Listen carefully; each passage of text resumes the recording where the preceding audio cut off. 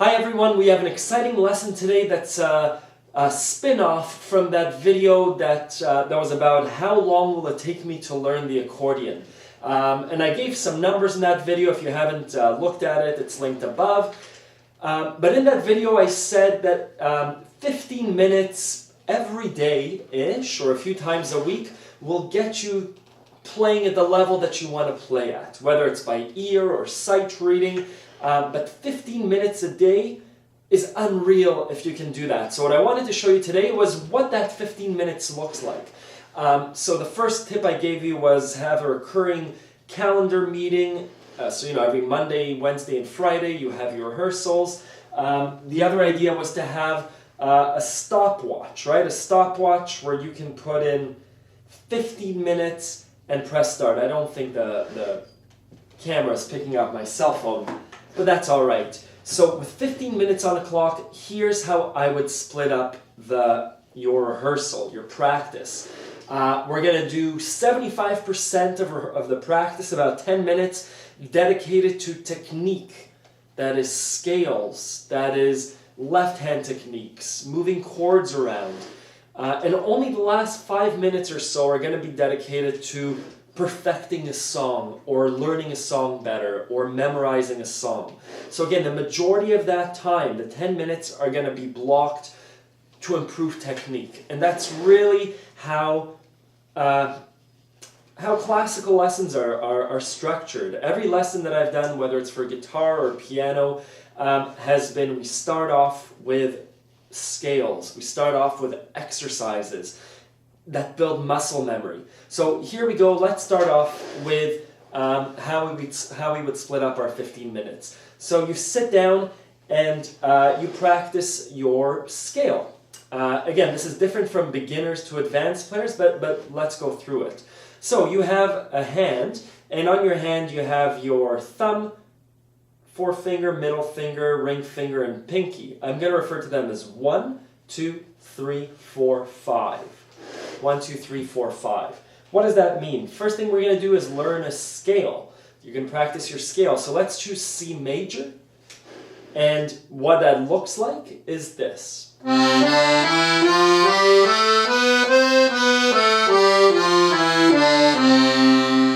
What am I aiming for? I'm aiming for no mistakes, a consistent rhythm and consistent volume. Now, slow-mo. The fingering for your C major scale, and the majority of scales, are 1, 2, 3, thumb under, 1, 2, 3, 4, 5. 1, 2, 3, 1, 2, 3, 4, 5. And on the way down, 5, 4, 3, 2, 1, over, 3, 2, 1. Again, 1, 2, 3, thumb under, 1, 2, 3, 4, 5. Down, 5, 4, 3, 2, 1, 3, 2, 1. If you wind up at the top on your fourth finger, restart. On the way down, if you wind up on your third finger or second finger or pinky, you've done something incorrect. The idea here is to always have fingers. Different songs will demand different fingers, but we're looking for to always have fingers depending on the song. 1, 2, 3, 1, 2, 3, 4, 5, 5, 4, 3, 2, 1, 3, 2, 1. Practice that. If you make a mistake, start over. Start slowly. Make sure your fingering is correct.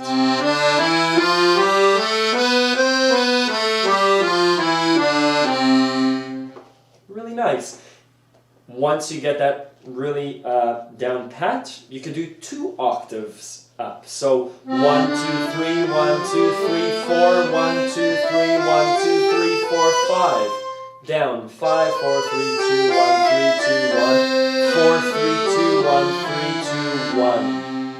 And again, we have exercise sheets on Accordion Lab that will show you the fingering for these exercises. Again, so 2 octaves.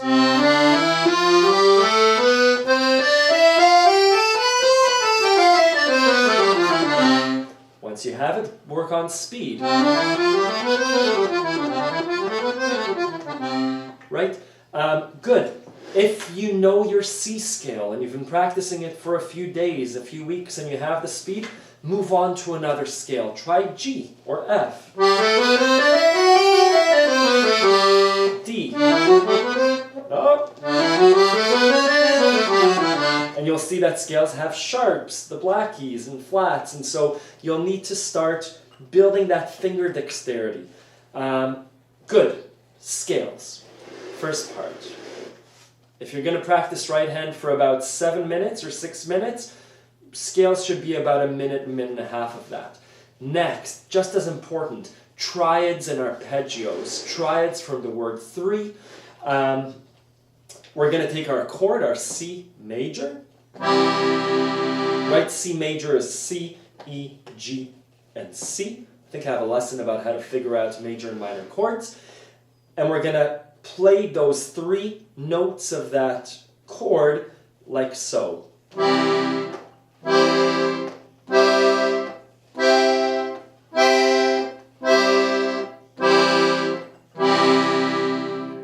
Good. That's together and then broken, or notes apart.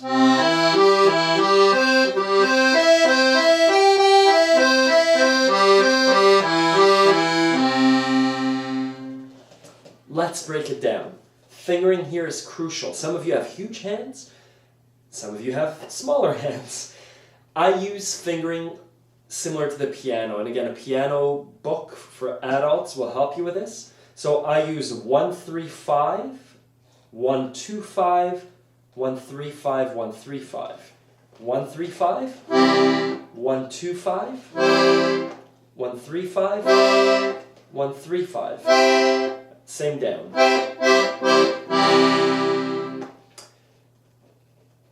It's good to have consistent fingering. If you have huge hands and you find 1, 2, and 3 more comfortable, stick to it. Use it. The idea is to stick to the fingering, so when you're jamming with someone, when it comes to a song, and you need to do a chord voicing, a chord variation, your hand knows that position and knows how to jump between chords. If I'm looking for a C, I know it's right there. My fingers are kind of always in this position. If I'm looking for an F, right, it's always that 1, 2, and 5. So my suggestion is 1, 3, 5, 1, 2, 5, 1, 3, 5, 1, 3, 5. If other fingering works for you, amazing. I've worked with other students who have the 1, 2, 3 down and 1, 2, 4. Right? 1, 2, 3, 1, 2, 4, 1, 2, 4, 1, 2, 3. Great. Whichever way works for you, stick to it. Just be consistent. So again, the arpeggio exercise is slow. Slow and consistent fingering.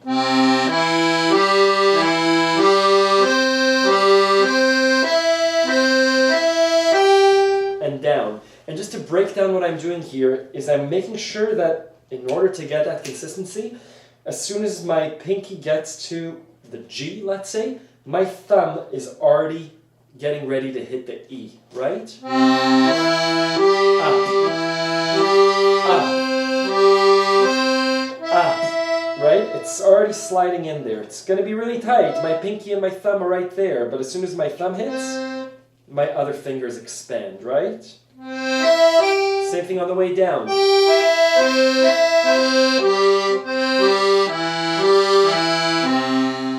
And it's so crucial to get these things correct. This will help you so much in, we just did a tutorial on El Choclo, right?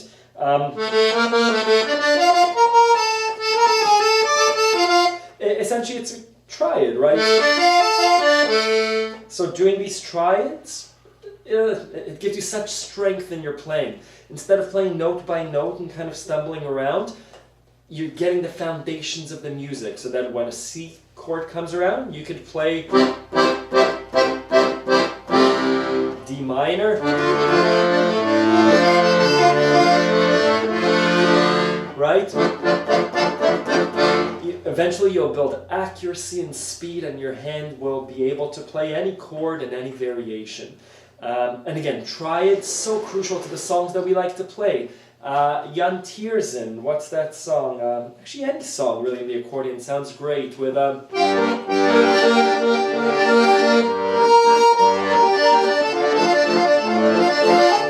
Right? G minor triad, D minor.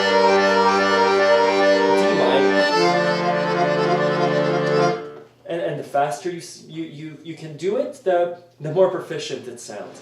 Good, so 1.5 minutes of scales. I would dedicate a good, the rest of your time on your right hand technique to arpeggios and triads. One other thing to try, so again, we do the C major solid, oh, and broken. When you come down, right,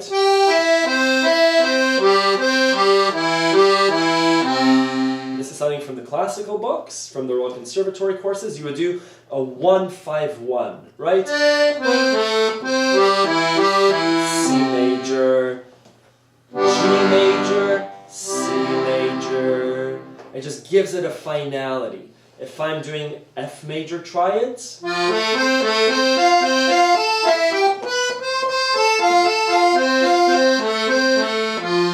C, F. And your 5, you should know, just the F example, the 5 is where my pinky is, right? If I'm doing my 1-3-5 of the triad,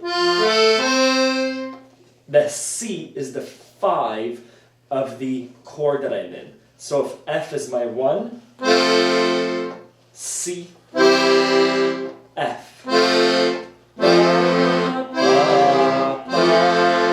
And the variation on the C that I'm doing, I'm not jumping all the way from F to C up here, down to F. I'm doing the closest C variation that I can. Or I could also do just any variation on the 1-5-1. That's kind of an advanced exercise, but it will start getting your mind into those 1-5-1s and different chord voicings. Don't bother with it if it's too much. So with that out of the way, with that 8 to 10 minutes on right hand scales, sorry, we did 1.5 minutes and 4 to 5 minutes on right hand. Let's give it that 5 to 6 minutes. Let's spend another 4 minutes to complete that first 10 minutes on left hand techniques. Left hand techniques, depending on your skill level, make sure your fingering is correct. Work on chords, jumping from chord to chord. And if you're working on a song that has a complicated chord jump, work on that jump. So what that looks like is, for beginners, C major, umpa to G major. A jump of, just next to each other. Up. And then try the same thing down, C to F. C, right? Just going again for consistency in sound and tempo, and volume and tempo. The other thing I could do is once I have those side by sides, I would go from C to D, major, and then back to C, up to D, right? And the same thing from C to B flat. And for beginners, I'm concentrating on C just because I have that indent. Then I would go major to minor, C major to D minor, back and forth. Keeping it really simple, C to B flat. Once I have that spacing down, I would start going from C to A minor.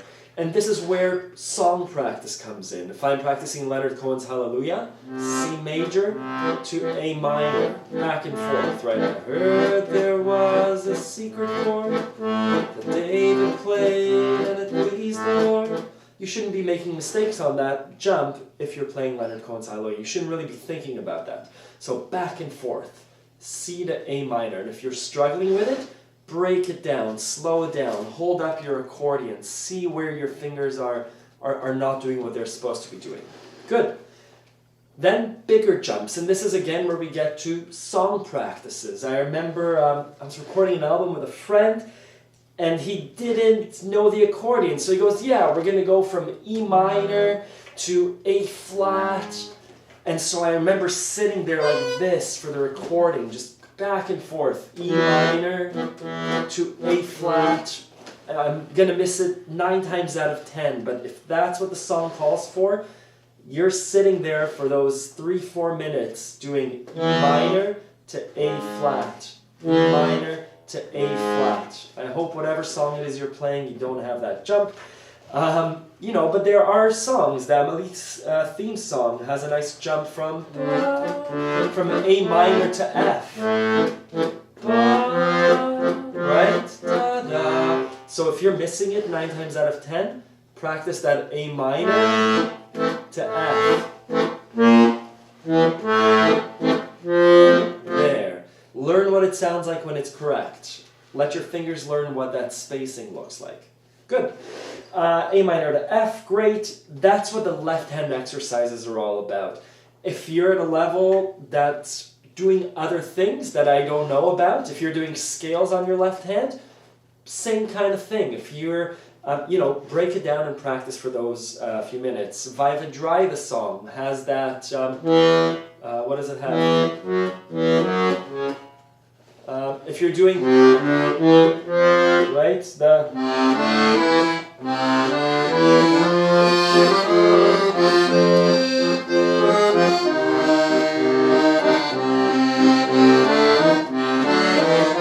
If you're doing the bum bum bum bum, which I tried to do incorrectly, practice that, and I would practice that if the song requires it. Good. Now, the last 5 minutes of your practice. Right hand and left hand should have taken 10 minutes. Should take 10 minutes on your timer, which we don't have right now. Last 4 or 5 minutes, practice on a song that you're working on. And again, depending on your skill level, this varies. If you're starting out, work on playing the song. What does that mean? It means memorizing a line of the song. It means, if it's already memorized, playing it without any mistakes. A few weeks ago, I was learning the Howl's Moving Castle song. If you're learning that song, there was a passage that was super... I couldn't get it in my head. I didn't understand why it was written that way. It's the last part. I think it's part E or F. If you're learning that part and you're trying to do it by ear, I would suggest getting the sheet music. So I might pop the sheet music up on the screen right now. And it was...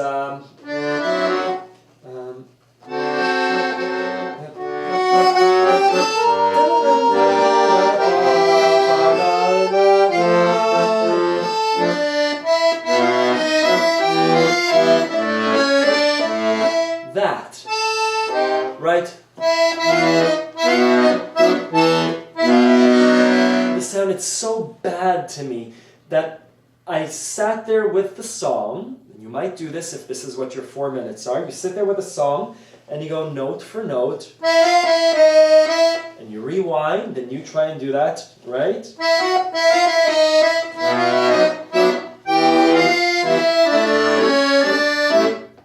That's what you would do for 4 minutes. You would listen to it over and over again. You'd pull up the sheet music for my tutorial and sit there with a...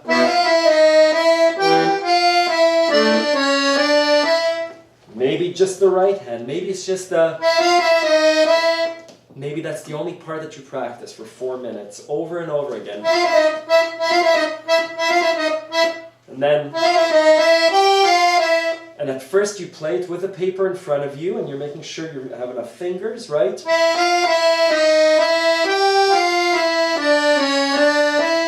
Then you do it again. And you do that 4 or 5 times. And tomorrow when you practice the same thing, you're going to do it with a paper twice and then away from the paper. Once you got that, you're going to start introducing the left hand. Right? And if you're practicing for a recital or you're playing with someone, those last 4 or 5 minutes, you're practicing on your song dynamics, how to go from loud to soft, what works really well. Is it, you know, an oompa? And switching voices.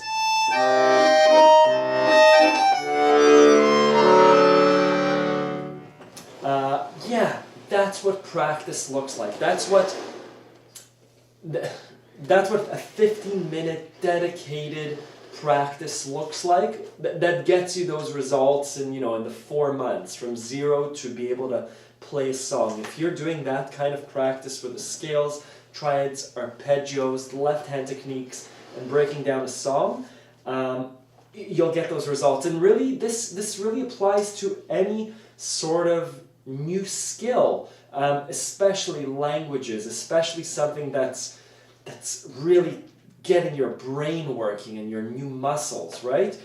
We had some sheep, and the first day that we got our sheep, the first few weeks that we got our sheep, we would milk them, and just it was such a new motion, to be able to close off your fingers and to squeeze your fingers like that. The first few weeks, their milk supply really went down. And eventually, after a few months, we'd be able to go there, and it was so relaxing to just be able to look around, to be able to tell by the sound of how that milk was coming down into the bucket. Your accordion it's not the same thing, but it's really similar. You sit with it every day, and you break down that technique, because it is something that has to be learned. It's not just playing the same song over and over again. If you have an internal rhythm and your body bounces, don't use a metronome, especially when things are slow. I don't think you need a metronome. If you're playing some faster passages, sure, get a metronome. There are free metronome apps on your smartphone, or a physical one works too. I've never used a metronome, and when we recorded albums, the rhythm was totally fine. Sometimes we'd use a click track, not really necessary unless you really need it. Otherwise, tap your foot, move your body, use your left hand. Your ring-papa should be rhythm enough. Other things, in a typical lesson, and I would suggest this if you have the time, in addition to right hand, left hand, and song techniques, there would be ear training exercises and sight reading exercises. These are great to do. Ear training exercises are play the note back, right? So you listen to a recording, and then you listen to that twice, and then you come back and you do in the same way that you heard on the recording. There are clapping exercises, so someone claps a rhythm twice, and you clap back. Good. And then there's usually sight reading exercises. So you read a rhythm and you clap it out, or you read some notes and you sight read those notes and play them correctly. I don't sight read, so I wouldn't do those exercises, but the ear training exercises are on accordionlove.com. We're reinvigorating those. Yeah, I hope that helps. Let me know what your exercise schedule is, and how you're doing. Thank you.